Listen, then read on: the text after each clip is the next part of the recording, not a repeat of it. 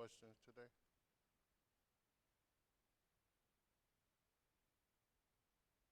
Anyway, it's open discussion. So if you have any, if you're curious about anything specific, or just a general direction of the class, or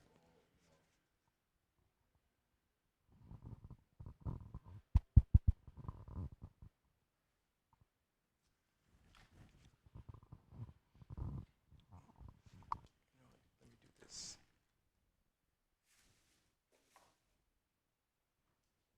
Alright.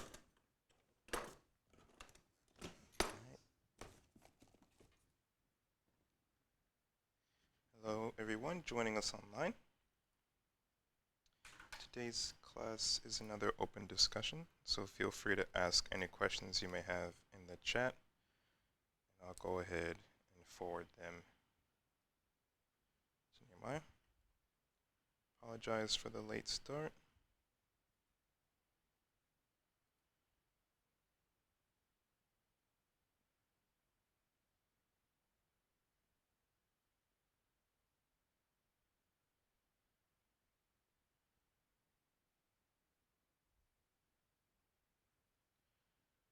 Loyalty, can you define what you mean by distortion?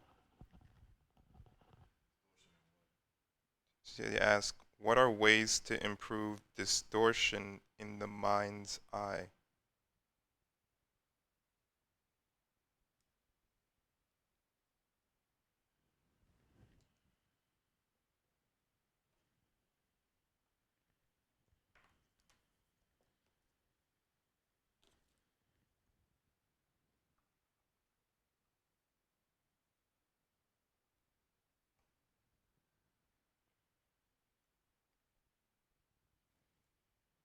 Here, let me give you your own mic.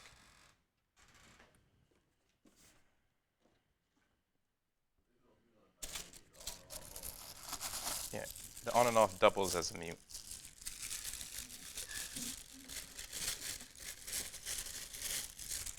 what did she say now? Her question was, or is, what are ways to improve distortion in the mind's eye? What does she mean by distortion? Can't hear you. I say, what does she mean by distortion? Is your mic still muted? I don't know. Is there a red light on it? No, there's a green light on it. You can't hear me? I can't hear you at all.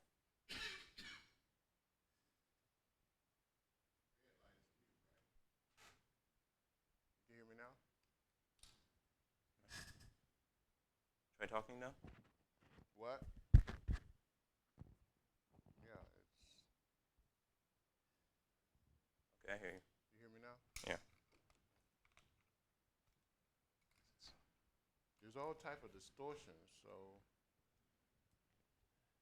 um, from a mystic point of view, this physical plane is a distortion. The astral plane is a distortion. All the planes under the heart chakra is a distortion. So it's called an astral and physical distortion. Because originally, the original inhabitants of this earth, according to the mystic teachings, operated from the heart chakra up. And their base of the spine, or basic consciousness, was at an adept level. So, adept and master level. So, our total existence is a distortion until we burn out the impurities of our mind. And the impurities of our mind is located in the lower chakras. So, if she means by, if you have a bad thought, what do you do with it? Then, if you can discipline yourself when you have a bad thought, to pull that thought back into your solar plexus center and bring down a violet or white light and and burn that thought up with that light. You can imagine invisible or some type of invisible hands coming out of the solar plexus center, pulling that thought back in, because every thought you have, it it it actually comes from one of your chakras, probably the lower chakras if it's a negative thought, and it hangs in your aura until it launches from your aura into the larger atmosphere. So you can imagine uh, uh, hands coming out, grabbing that thought, bringing that thought back in, holding that thought, bringing a white light down through the top of your head or a violet colored light, and burn that and imagine that thought being burnt up and reassembled into something good. And that's one way to do it.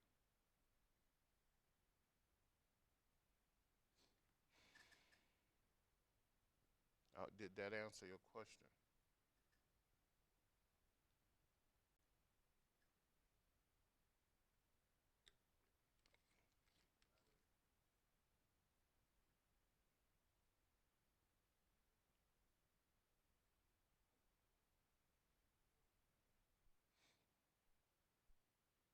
I picked it up, but I saw. Now it's too loud. Everyone online, can you tell me how the audio sounds? It sounds weird on my end. I was remote viewing a photograph. I picked it up, but I saw it was black instead of green, and the house in the image off to the side instead of straight ahead in the photo.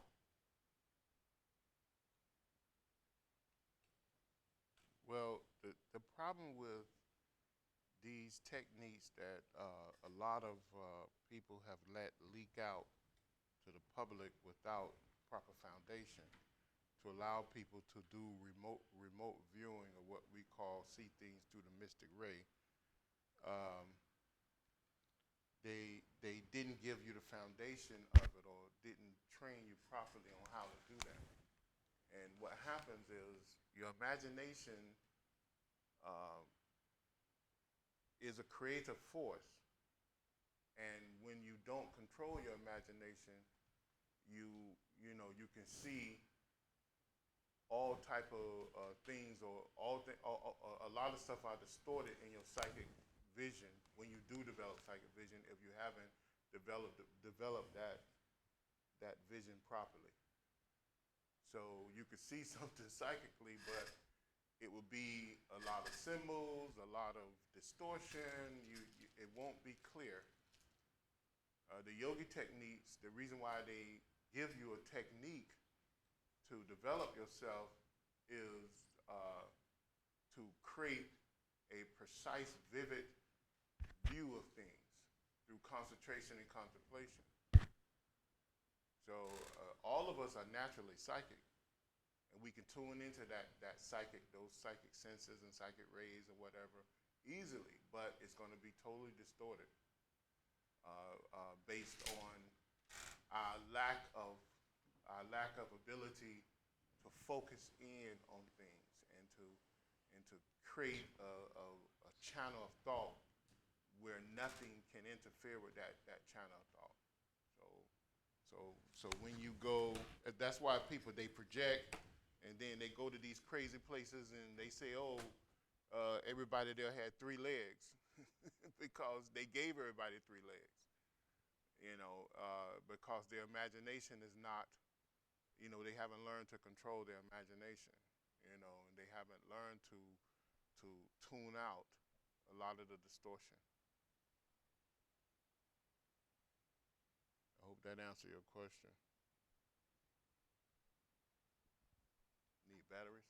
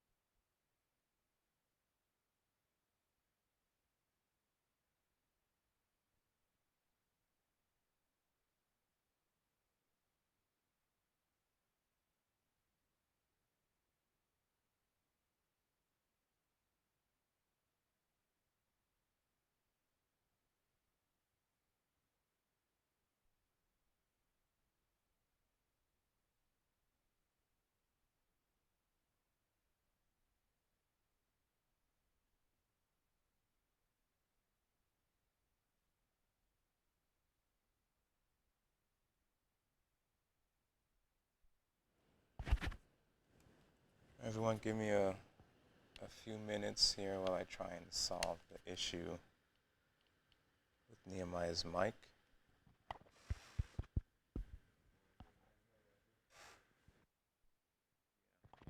Testing. Testing 1, 2, 3. Can you guys hear me on this microphone well?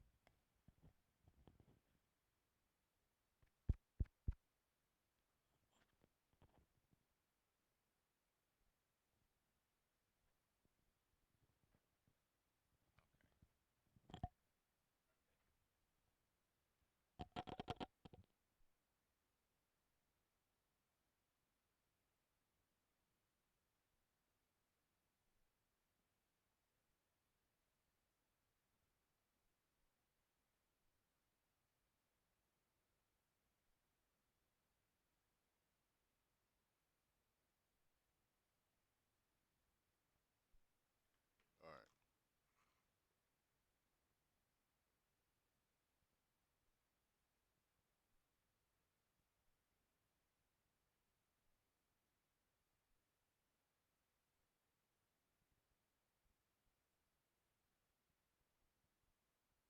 Okay, any other questions?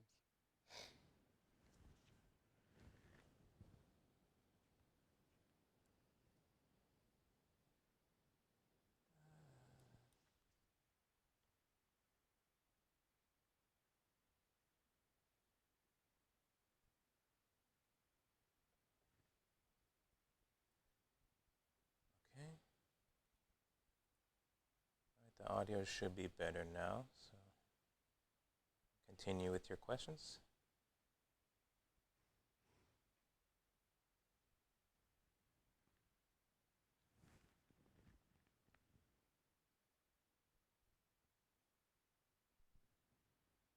Is the best way to realize mastery to dedicate multiple hours daily to a discipline such as Sir George King?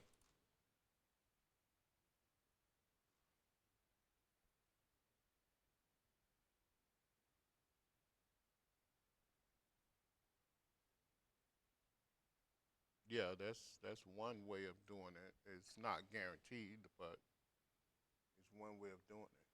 It depends on your karmic pattern, how far you move up the ladder, and depends on whether you meet certain initiation goals. So one way to do it is to dedicate yourself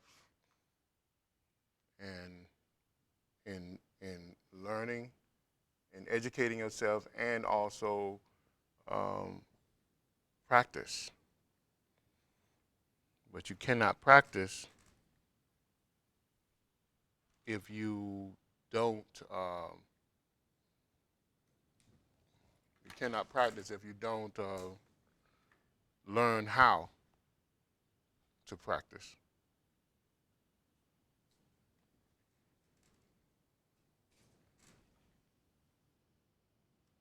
I hope that answers your question.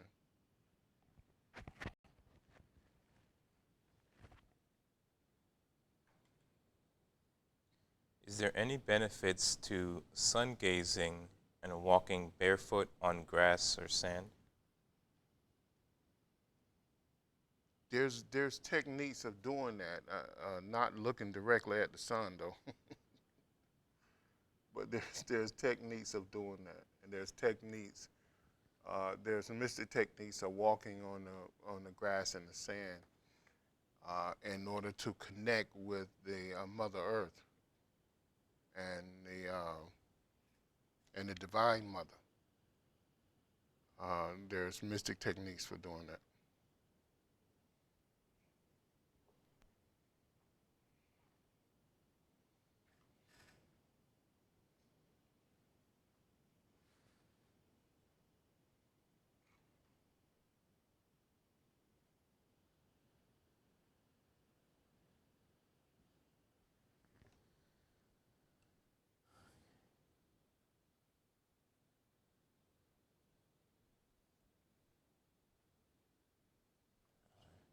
I have been reading The Kingdom of the Gods by Geoffrey Hudson.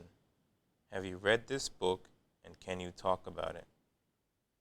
I read that as a teenager. So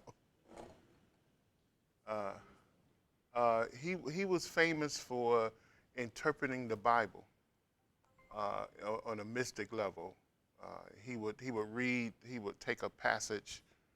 I mean, his most popular books were the books where he would take books of the Bible and dissect them and give the mystic meaning behind the stories or the allegories or whatever. But I think I have several of his books online at the mysticknowledge.org. Out of the 200 or 300 books we have there, that's free. His book is there. A couple of his books are there. If you want to talk to me about something he said, I didn't agree with everything he said in his books, but he was good and would on close to a lot of the mystic knowledge that was there in those days. Was his emphasis more Old Testament or New Testament? He did. I think he did a little of both. He did the Old Testament and the New Testament. What's the name? It's the hidden. Well, he's talking about No, the author. the author is Geoffrey Geoffrey Hudson. Hudson. It's on. It's in our. It's in our. It's in our e-library. If not, just email me and I will send you his electronic copies of his books.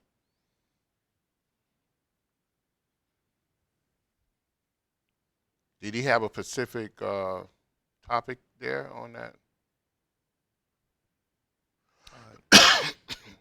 Jack, was there a specific subject within the book or question you had about the book?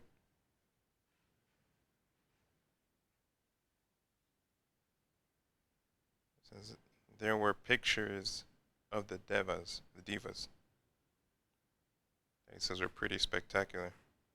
Well, I mean, most divas, if you ever seen a diva, it is spectacular. And some of them are very scary looking too. So, Said the guy put pictures of it in his book. Yeah, so they had pictures of divas. Were they drawings or photographs, Jack? He was wondering how accurate they were. I'm sure they were drawings. It was only a few guys I know that actually was able to get pictures. There were some people that actually got pictures, and one guy spent his whole life traveling all around the world trying to get pictures of divas, and he was fortunate to get a couple.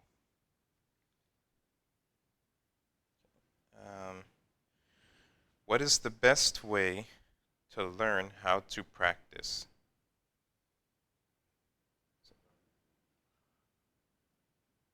Because it was a follow question. She says, when you say learn how to practice, must it be from a living master, or what is the best way to learn how to practice? It can be from both. All masters are living, whether they living on this physical plane or another plane. I noticed from my years of teaching, of studying, and practicing, and then teaching that the masters that I read from that maybe lived 100 years ago, I developed a connection with them. So at times they will appear before me or send me messages or whatever. So if you follow a master, it doesn't matter whether he's on the physical plane or the higher planes.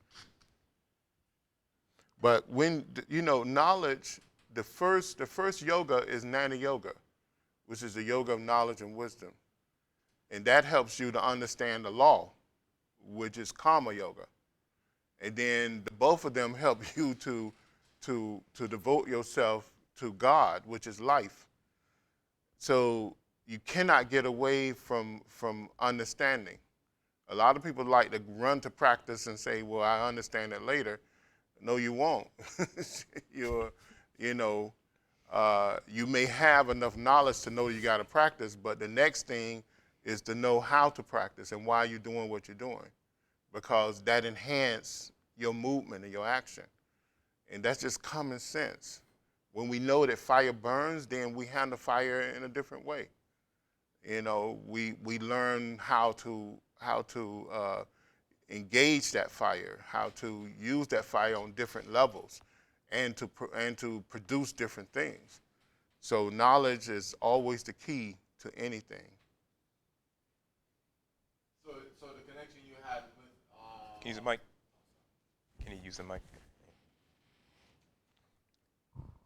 So the connection that you developed with your masters that were not on the physical plane, was that through initiation or just through your meditation and constant study on particular authors? I think through all my actions, all my actions, all my dedication. The closer I got into into their teachings, the closer I got to them, and the closer, uh, uh, you know, they made themselves, present to me, to let me know that I was on the right track, or because it's a mind thing, it's a mental thing. It's space and distance is an illusion. And the more you teach, the more you study, the more you learn, the more you teach. Teaching is service. The more you give service to that thing you believe in, then the smaller the world becomes to those people who you are following. Those masters. So those masters will make that connection to you, mentally, physically, psychically, astrally, or whatever. They'll make that connection to you. That's what I noticed over the years. You know.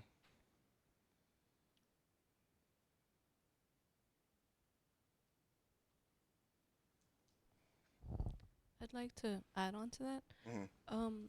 How do you tell the difference? Maybe it's because I'm not very good at practicing or have much knowledge. Mhm.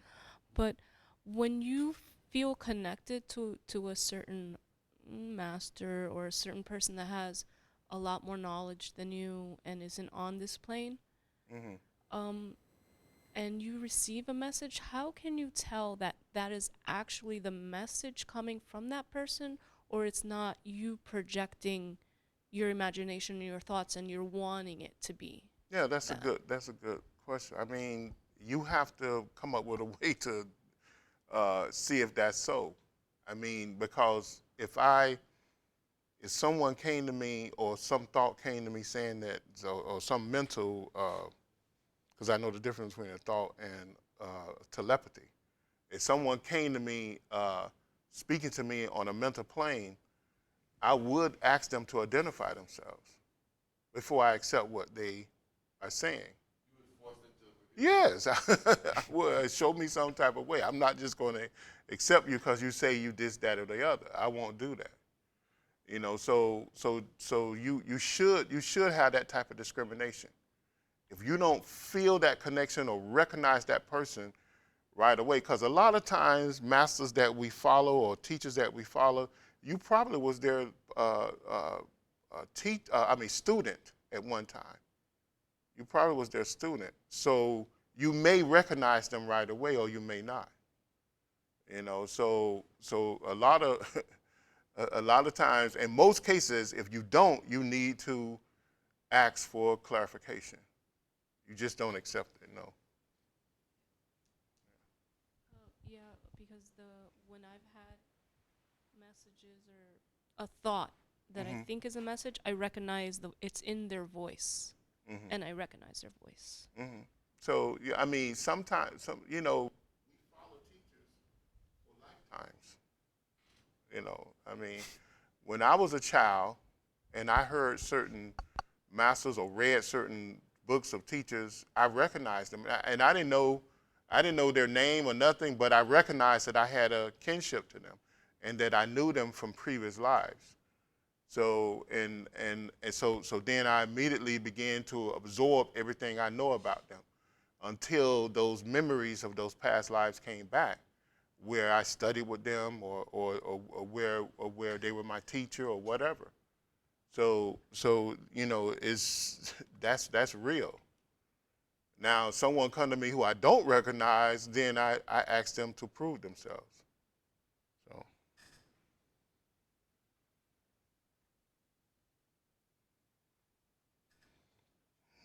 any other questions?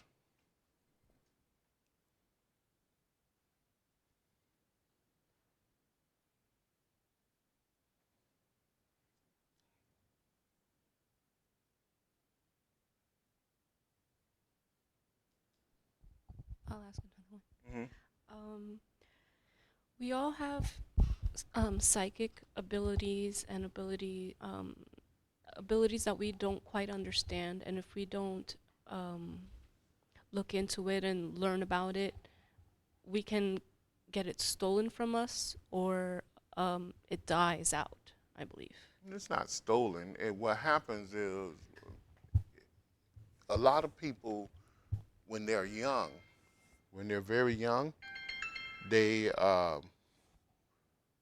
as kids, if they, you know, they might be psychically in tune, or they may begin to have visions, thoughts, whatever. And then as they become adults and their life become busy and disruptive, what happened, their own mental character suppress those abilities.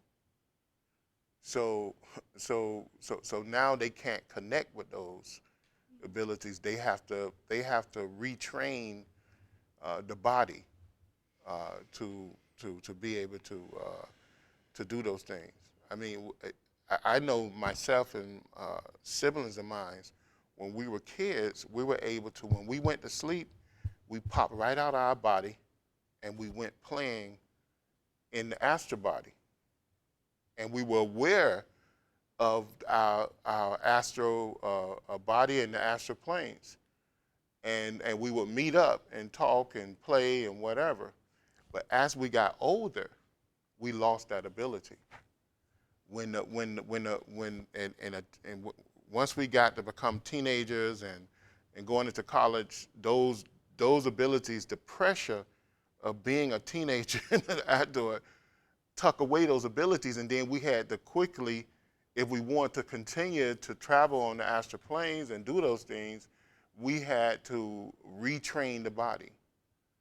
You know, it's like someone have a stroke and they have to retrain the body to get those neurons to travel in that direction again, so that those mental signals can get there. That's what happened with psychic people. With most psychic people, they get into the world and they lose their ability through what? Through the pressures, through the outside pressures of culture, of education, and all of this. Because you go to a school and they say, oh, you can't do that. But you know you did it.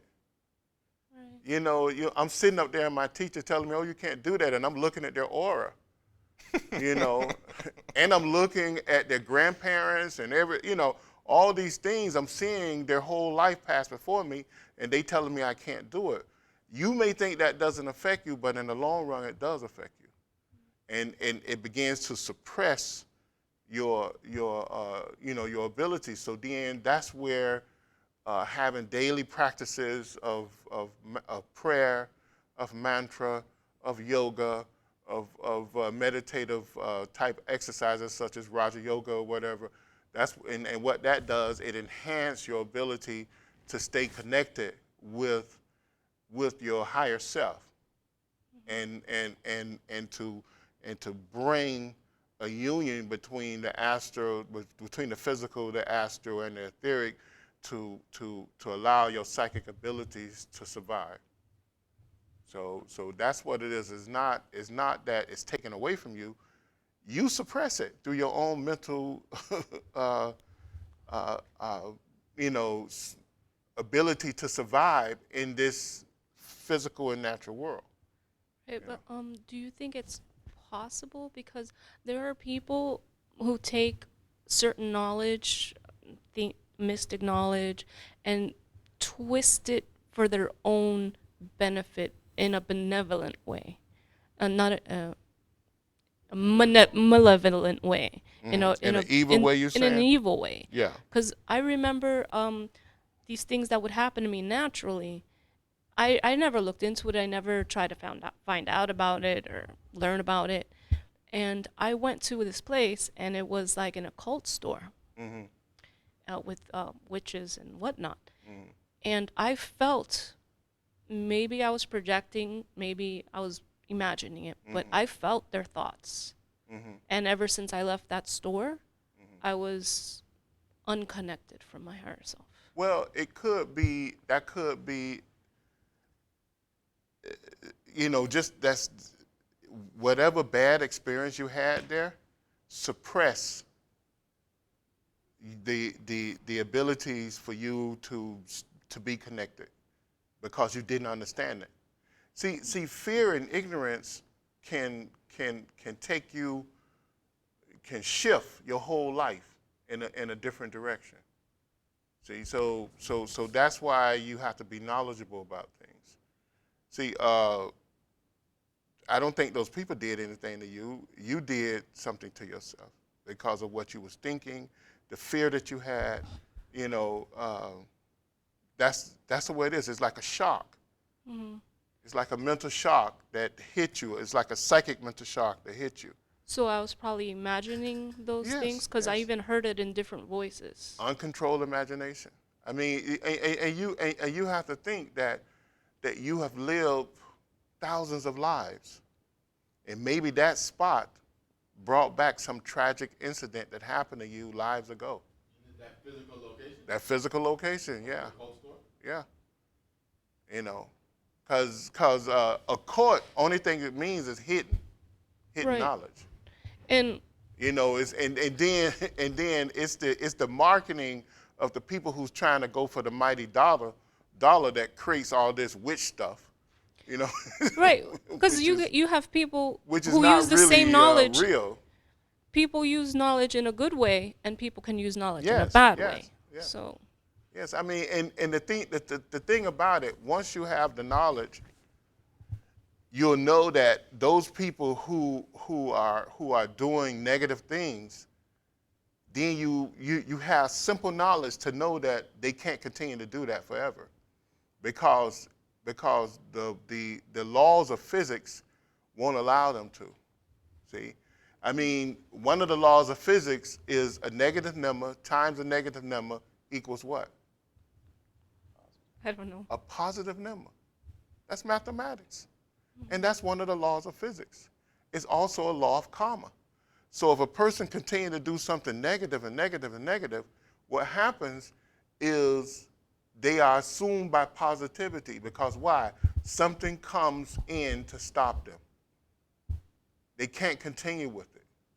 They can't continue to do these negative things because the law of karma says stop, and they have to stop. How I come? mean, that's just like every great master that have ever came to this earth. They came to this earth for a karmic reason. The law of karma brought them here to change the direction of mankind, to implant knowledge, understanding, and insight in the human race to shift them somewhere else. Because why? Karma said stop, and mankind had to stand up and look and take notice and reap, whatever they had created for themselves. So that's just the law. So negativity can never win out. It can never win out, because according to the law of physics, a negative number times another negative number it brings about a positive number. It brings about a shift.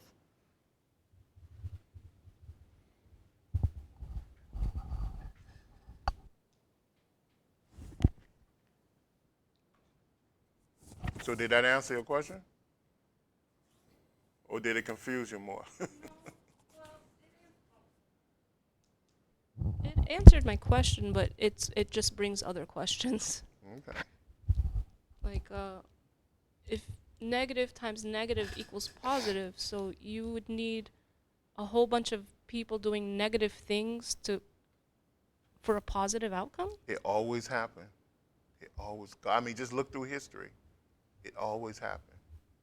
Mankind and the culture, they'll take on a certain law and understanding, or someone to promote something negative to happen in the world, and they do it for 10, 15, 20, 100 years, and then all of a sudden it's a shift. Someone say this is wrong, this is terrible, look at all the tragedy you created. I mean, we're going through that now with the climate. Yeah, And seems like nobody's doing anything but you about had it. but you had people for the last almost 100 years telling them that you got to respect the climate. But now it took 100 years for them to shift and say, okay, we better do this, or we're not gonna have a nice environment to live in.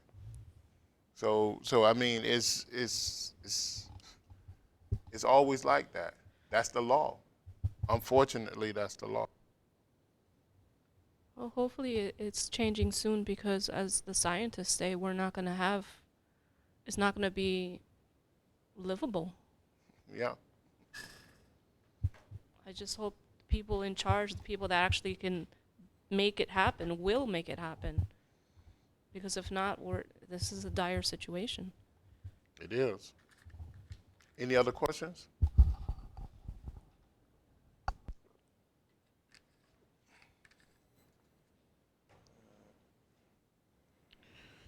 think you answered it already.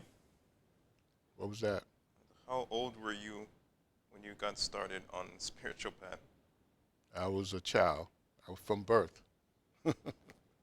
My parents were into the mystic and yogic metaphysics, and they raised a family.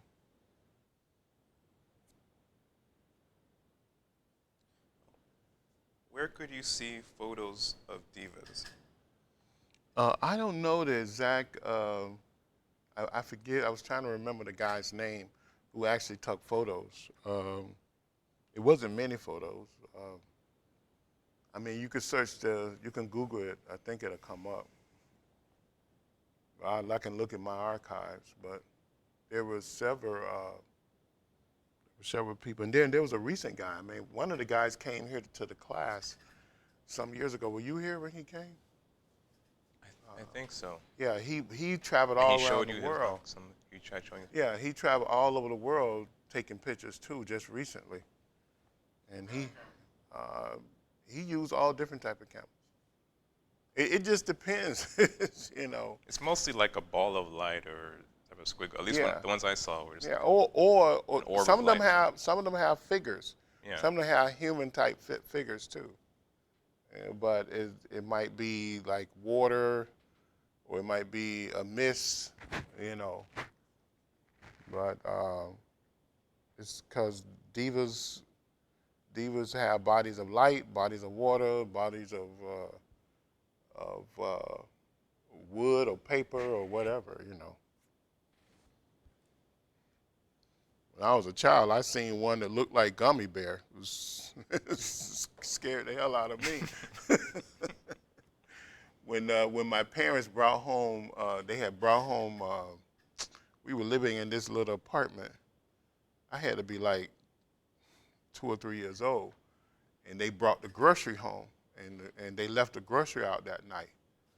And I got up in the middle of the night going to use going to the refrigerator, and I got in the kitchen, and all of these entities was roaming and flying over the grocery, and they took a color of the grocery bags. You know, you had the paper bags, and I'm looking at them and saying, "What in the world is this?" You know, and they looked like the Gummy Bear cartoon, you know, but they were flying around. The only difference, they had round heads, and they was flying all around the bags, just going and going, on the top of the bags, in and out of the bags.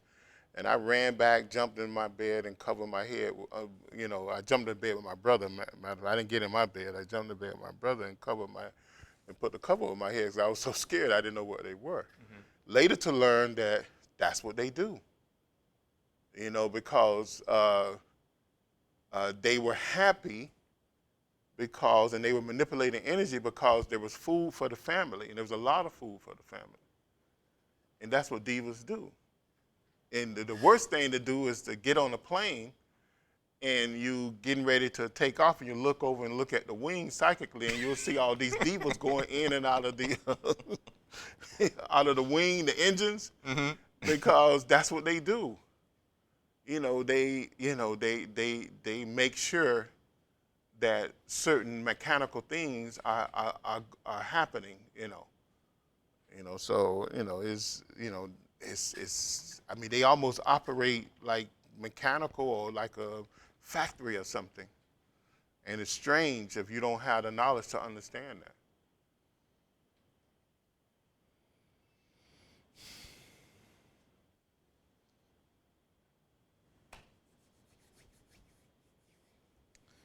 Okay, Lisa, I might ask you to explain what you mean by shadow. She's asking, what is shadow energy? How can you tell what you are seeing?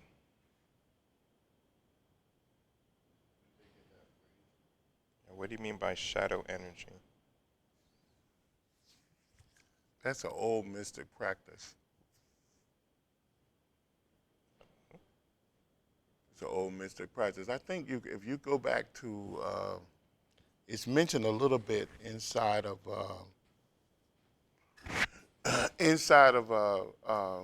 Nature Final Forces. Is mentioned there. I think it's also mentioned in some tantric teachings as well. Oh, that's the staring at the shadow practice? It's a shadow practice, and it's several things.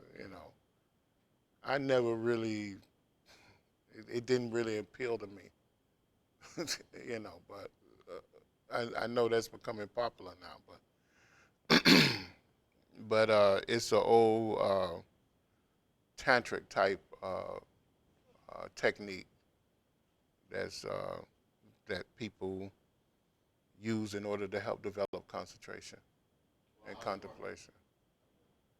I'm sure you read it. If you read the Nature Final Forces, it was in there. Yeah, it's something shadow. So yeah, the shadow practice. Yeah, he mentioned it briefly. So I mean, you could look it up. But it's coupled with the pranayama practice. Yeah, yeah. It's help. It's to help your concentration.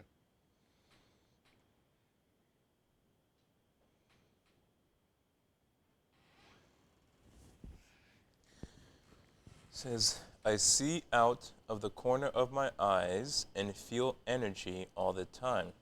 I don't get bad feelings, but how do I know if it's a diva or other spirit? It's a what now? A diva or what? It says, again, she sees out of the corner of her eyes and feels energy all the time. So I don't get bad feelings, but how do I know if it's a diva or other spirit?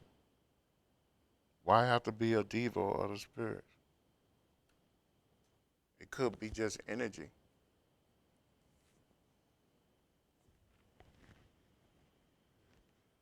I mean, it could be just energy.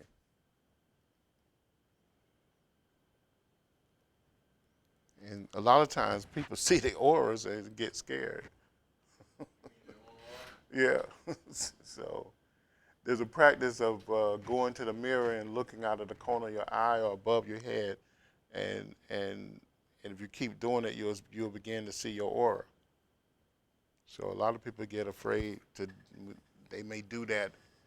They may constantly have a habit of doing that, and then all of a sudden they begin to see their aura or reflections of their aura, and they think it's something coming by, and when really they might be seeing certain energy formations passing by, their head or their body or whatever. That's within the aura.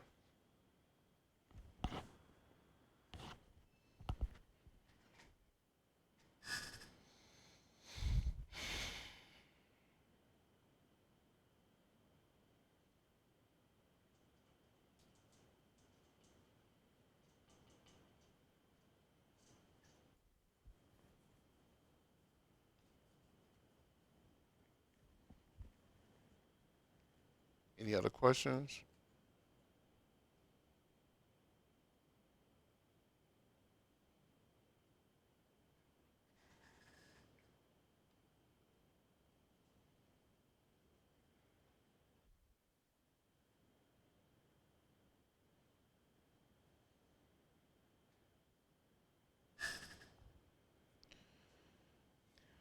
Did you have a chance to read Dr. King's biography yet?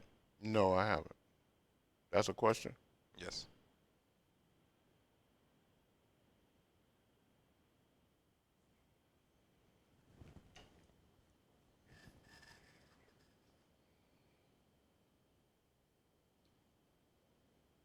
Can Kundalini awakening be I plan to read it over the Christmas vacation.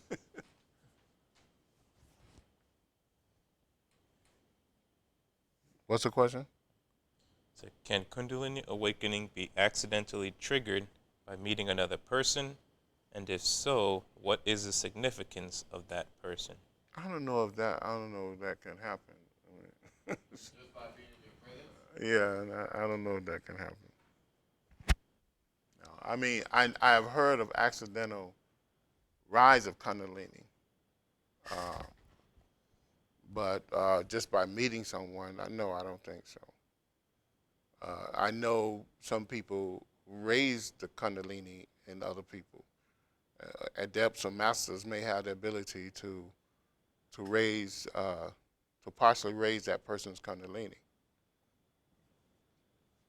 I know that happens, and they can raise the Kundalini up. If they're a master, they can probably raise the Kundalini if it's comically permitted with that person. They can accelerate the rise of Kundalini to give them a greater understanding, to help them do a mission that they need to do on Earth or whatever.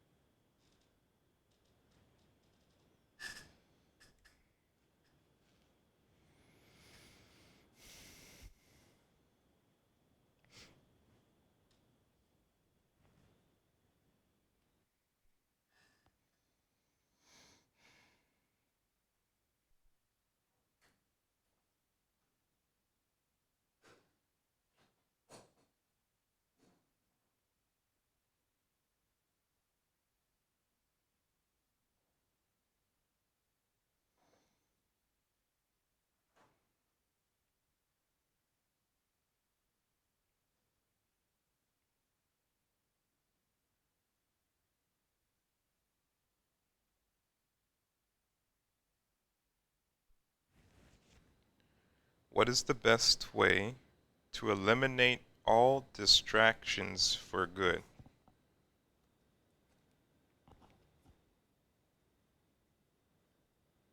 What do they mean by that? I guess the best way to permanently eliminate all distractions. I mean, Practicing or just in your daily life or specific to a practice on a larger scale, daily life? Do you mean in daily life or in your practices or in everything? I guess it means for everything.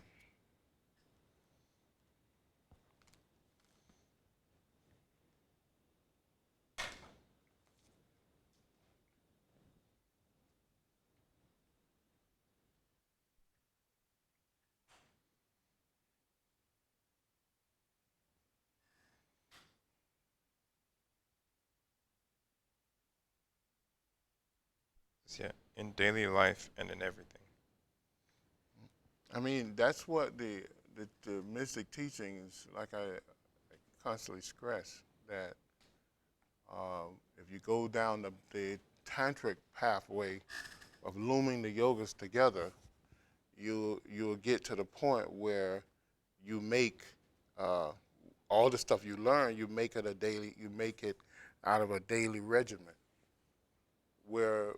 and then that will begin to mold and shape your life where you're not so moved to do all type of crazy stuff. Where people have a lot of crazy things going on in their life. But if you have a practice of retreating to a particular room, or eating a certain way, or thinking a certain way, you don't get distracted to or attracted to do all the crazy stuff. Like people follow fads. They they want to get the latest this, the latest that, or watch the latest sitcom or some crazy stuff, and they're wasting their time and life away. There's nothing wrong with taking a relax, having a moment to relax and do those things, but don't let it drive you. If you don't see it, you're going crazy. you know. I mean, I like certain television programs or radio programs, but if I can go 6 months without listening to them, it is not going to disrupt my life because I haven't heard the latest stuff. So that's the whole thing about it. I mean, I emailed out to everybody the IMKC method of teaching, and I give, like last week I think I introduced the diagram. I went about two years ago. I wrote up some stuff describing the diagram, and that's what I emailed out to everyone. And but it teaches you. This is the method. You have Nana Yoga, Yoga of Wisdom. You have Karma Yoga, the yoga of laws. And then you have Bhakti Yoga, the devotion to God. And it lays out a step by step that you should go to do this, and it all connects. You have Hatha Yoga, the yoga of physical well-being. Raja Yoga, the yoga of mental control. You have pranayama, which is breath control and energy control, and then you have mantra, the yoga of sound, the sacred sound, and you have Mudra Yoga, the yoga of hand signs, cry yoga, and then you have Kundalini Yoga, the awakening yoga. Cry yoga is the yoga where you create the daily regimen from all the other yogas. It's a yoga of action, and then Kundalini Yoga. From cry yoga comes Kundalini Yoga, and then you go into when you can raise Kundalini. You become your self-teacher. You begin to teach yourself, and then from there you can go into Laya Yoga, where you can move Kundalini up and down the spine and dissolve consciousness into the divine.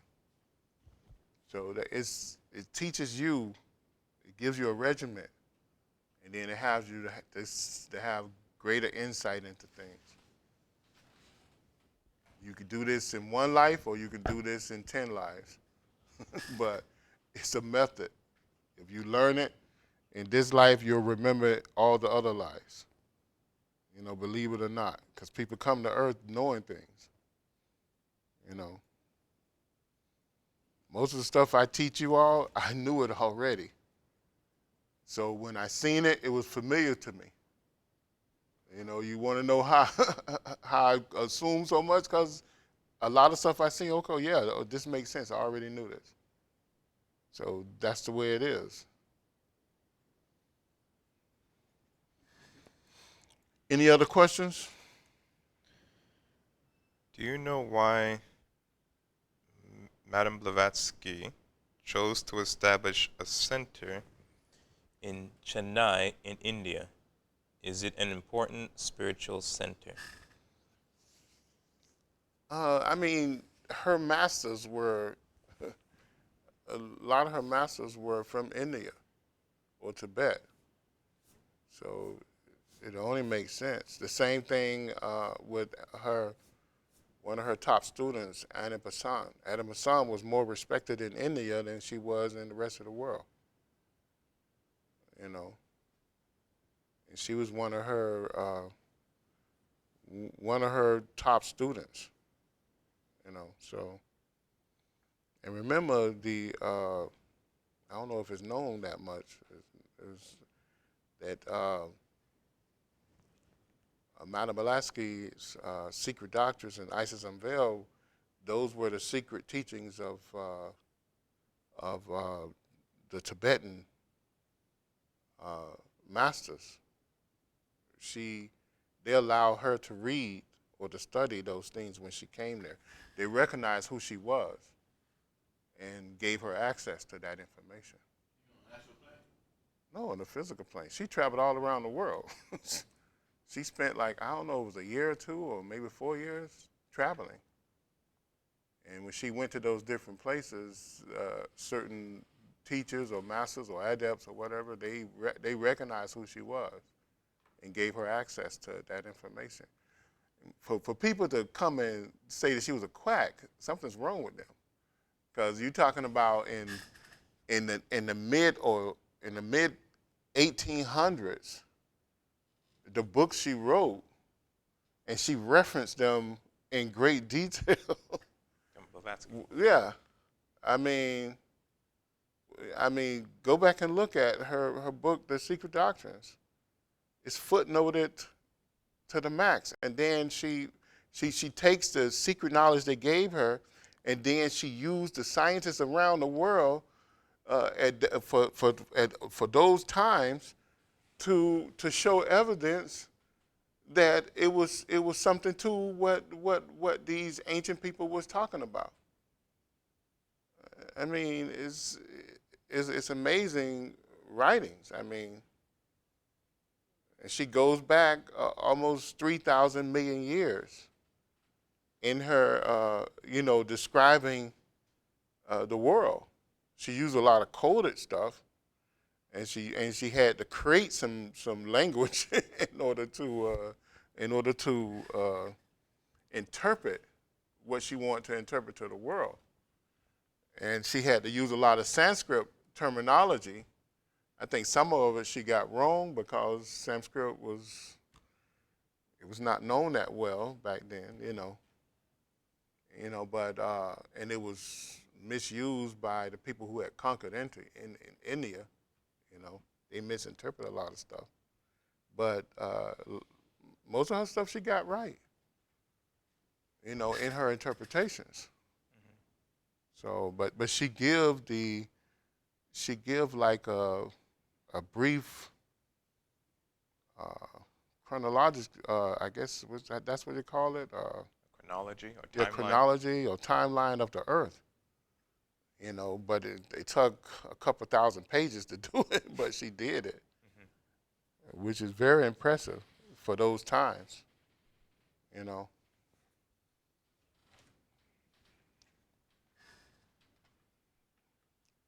There was somebody who, I can't remember the guy's name. He did he kept, you probably can go online and look at it. He kept he archived a lot of her writings, a lot of her teachings, a lot of her newsletters that she put out back in those days, and a lot of the lectures she gave.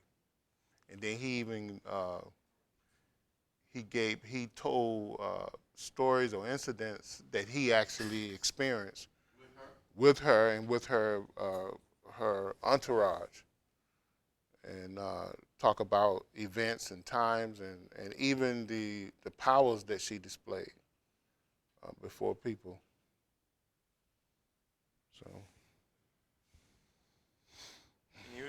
can you explain the reason for spontaneous mudras during meditation?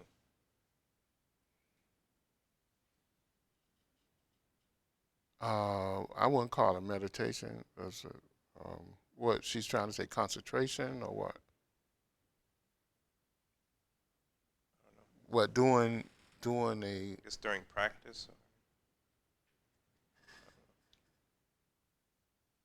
mudras actually come from mantra. if you chant mantra for long periods of time, uh, mantra will reveal to you certain mudras to use. So mudras are actually a part of mantra satra. Is the knowledge of mantra satra. So when you're chanting mantras for long periods of time, when you begin to unlock that mantra will reveal to you certain asanas, which is mudras, and it will have you to sit a certain way, to hold your hands a certain way in order to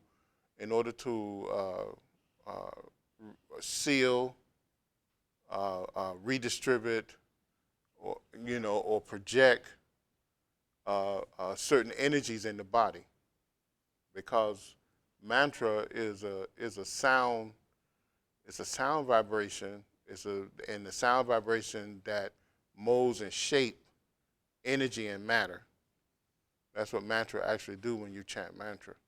So with that, it comes configuration, and it creates it begins to affect the matrix of the Gnostic and auric system, which forces you to hold your hand in a certain way, hold your head in a certain way, cross your legs, uncross your legs, or whatever. When you get into the higher forms of mantra. Now, while you're doing it on a basic level, on a concentrative level, you might have that. You might have that.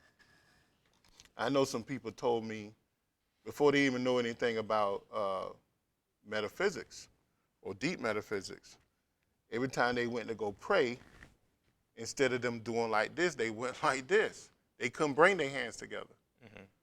And that's them tapping into their higher self, because mantra is your higher self. It's coded in you.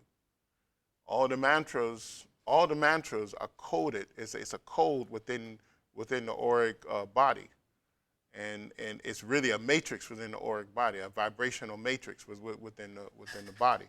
So if you tap into your higher self, you're going to begin to realize certain ways to stand, walk, pray, talk, handle yourself in certain ways, because it's the code is there already.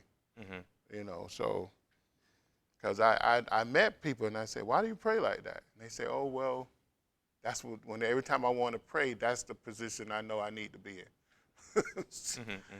And they knew nothing about metaphysics or yoga or anything, but they knew to hold their hands up like this and pray. So are you saying that that mantra is really two? I guess you can say it's two levels of initiation. It's one to actually receive a mantra, right? Or a proper mantra, right?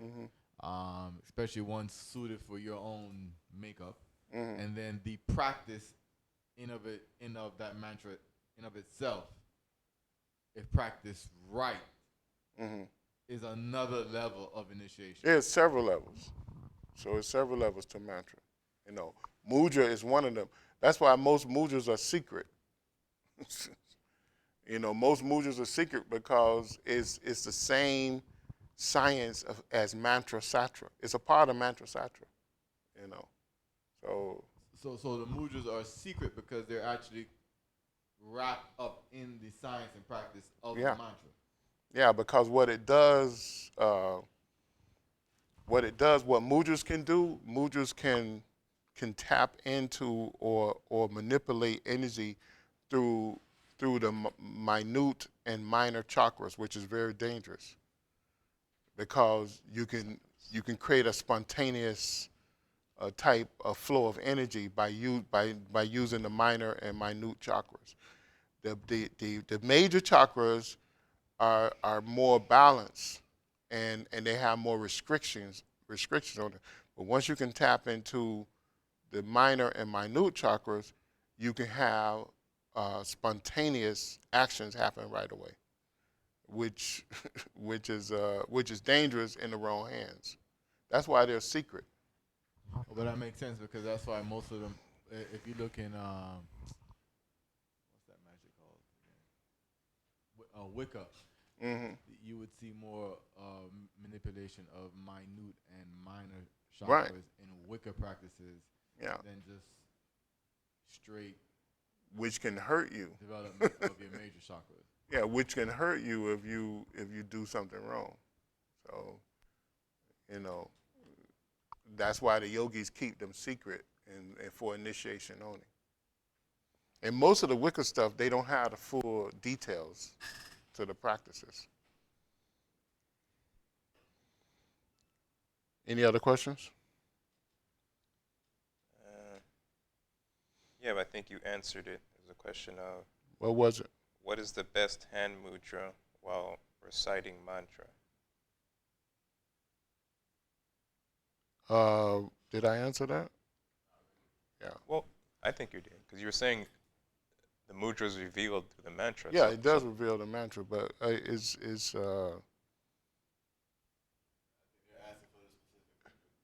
yeah, or yeah, not- it's again in this class. You better go. I mean, it's. I mean, I could show it to you, but it won't mean nothing to you until you really do it and practice it. But it's this mantra right here. I mean, it's this mudra right here, or like this. It's be done like this or like this. So, and what is that? The thumb is the what? Earth. Is earth, right? Ground or earth. And it represents the base spine, where consciousness springs from. And then the thumb. I mean the pointing finger is the finger of water, right? And it represents Sex. the sex center. Now the ground also in esoteric teachings represents fire. If you go back and look at it, the esoteric part of, because why? It holds what there in the base chakra, Kundalini, and it's also a trigger. So in the esoterically is earth, but it's earth fire, because Kundalini comes from where? From the logos of the earth. From the Mother Earth. Yeah. Yeah, it's on loan. Yeah. So those are the two that you use in order to get into the mental world. Because also water is controlled by what? The moon, and the moon represents the mental world.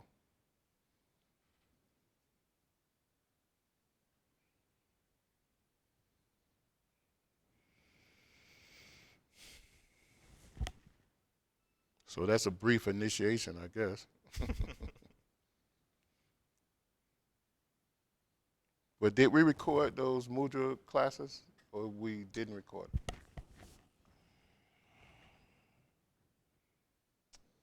The mystic practices classes we recorded, but those are private.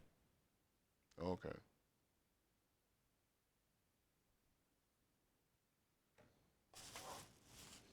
Almost all questions today were centered on discrimination. Oh yeah. Discrimination, distortion, stillness. That's usually how it is. So there's no more questions?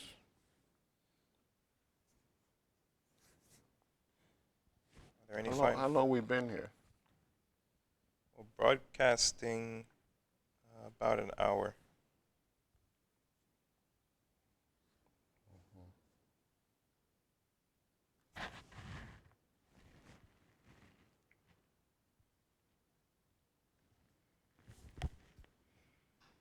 Are there any final questions?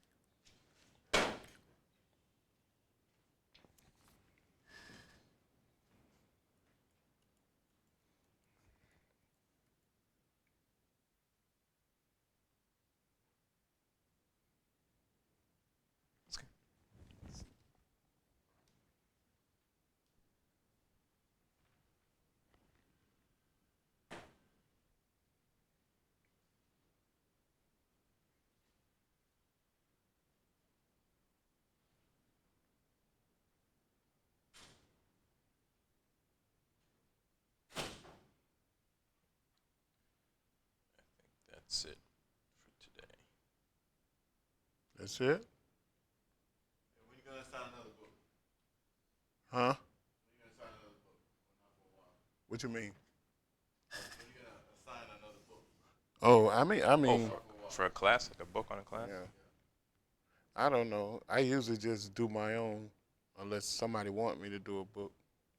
We've been trying to do the Theosophical Madame Blavatsky and Alice Bailey books for a while, but that's always been kind of It too always. I mean, every time I do it, people hard. It empties out. it Yeah. empties out. It's too complex. We tried Secret Doctrines. We didn't get through it. Yeah. I can tell you that. What else? I get the class will fill up, and then the class will empty Oh, out, it'll fill up. Yeah. Oh, It'll yeah, fill up. It'll fill up. The first few sessions will fill up. and then it'll empty out because they can't take it.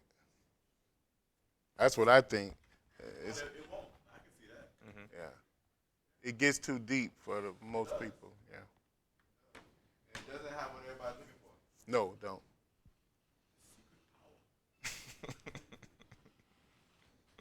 Everybody's looking for that power.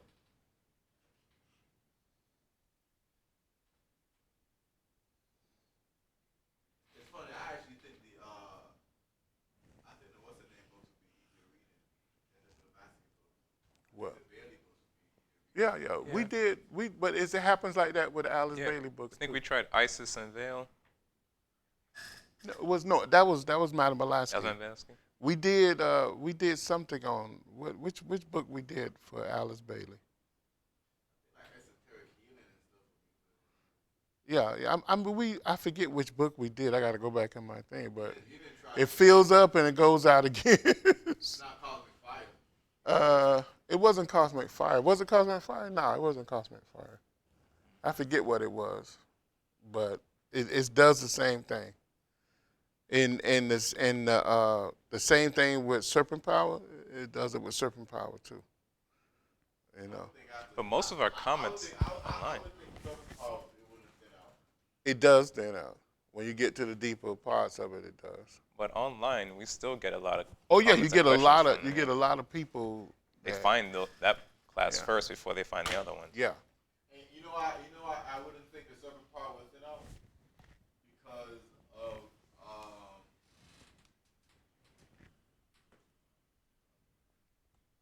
because you spent 20 years putting it out Yeah. in this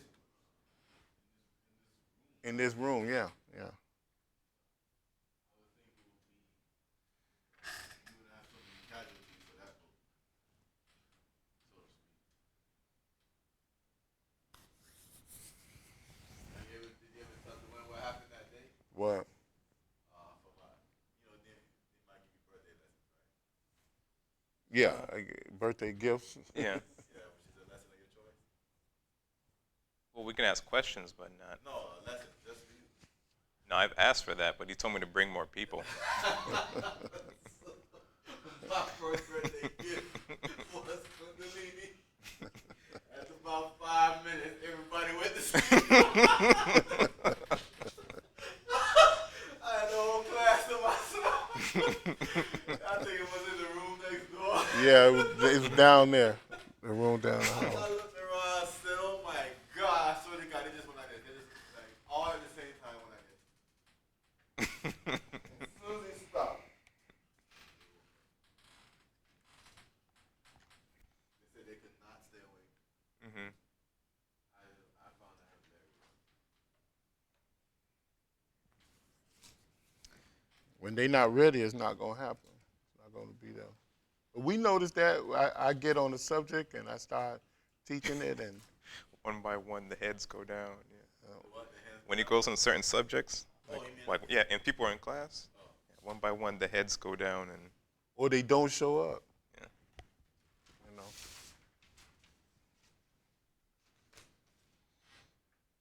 right. So let's I close. think another one of my lessons was before. Well, let's close out first. Oh, okay.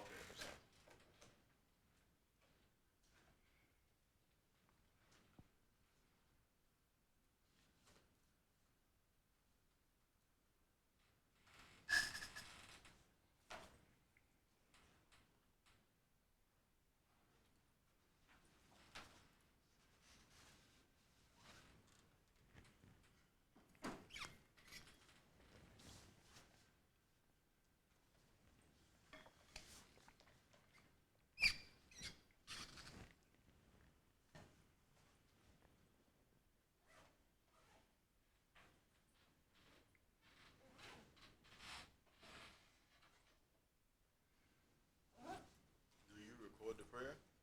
Yes.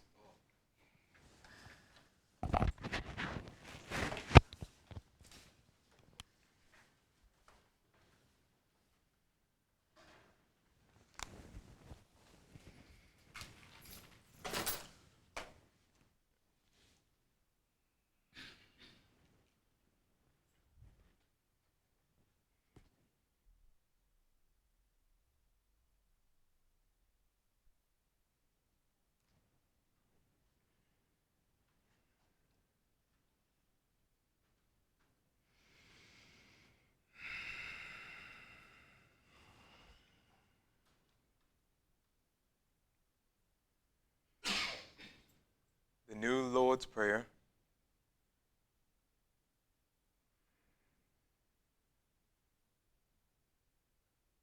O divine and wondrous Spirit, O everlasting Lord of hosts, send forth now through me thy great and lasting power. Allow me, Almighty God, the lasting privilege of radiating to all the world thy great love, so that those who suffer may be given the power and energy to rise above their weaknesses. Almighty God, in great humility do I ask you to send forth your power to give to me this great lasting privilege of being a channel, so that my suffering brothers may be helped and guided and healed and lifted into thy light, so that they who know not may look up and in doing so receive to their higher selves your divine counsel. Almighty God, this day have you granted me a divine privilege. I ask you now to give to me the strength so that never again will I turn from my inner vision of you. O great peace, great peace, great peace. In praise of your greatness, O God, doth my soul sing. Grant it energy to sing on forever and forever.